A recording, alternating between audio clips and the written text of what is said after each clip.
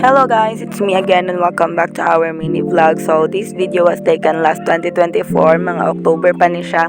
And yes, dugay kayo na ko siya nabuhat kay kapoy ko mag-edit guys, kitamad ko. So ako nga napakita da sa inyo nga naay babae nga nag-hitless curls gamit ang medyas iyang gilibot-libot sa iyang buhok, and then pagka morning iyang gitanggal, and then voila, kulat na iyang buhok. So today or tonight or that time, sa man dyan, ako siyang gayahon. So that time is 1:51 AM and grabe ko ka-hyper at dili ko katulog. So I decided nga buhaton na lang ni siya. So kanan na nyo nakita, okay na kong hair. So that's it, mag-workshop tomorrow. So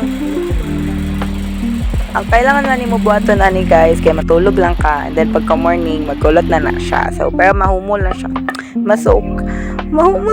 So good morning na guys, wala na siya, nakaayos na ko mag-ato kan sa school. So first na gibuhat kay na skincare, and then nag daily routine lang ko sa mga makeup and nutritionist, and then kanina atoan na siyang tanggalon. So inapakita na nako siya sa inyo ha. And right now let us reveal kung unsa jud ang pagkulot. So I don't know pa ani na time kay this is my first time. So ato na siyang buhaton. Let's see sa video.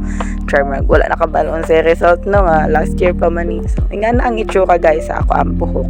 And then buhaton pa na to siya sa pika. So i-fast forward na lang ako ang video para kadali ta mahuman, and mo na ni siyang result. So ayaw sa pagkalma sa kay napatay buhaton ana, I know pangit man na siya, pero butaran na to na siya baby oil kay para manindot ang iyahang look. So actually guys, gisuklay na ko nung gipagsisihan ako nga gisuklay na ko siya kay naging single strand ang buhok. So dapat naka by group by group kay para dili pong pagtan-awon. So I suggest nga kapag may ngani mo ayaw ninyo suklay jud o kanang taman-taman.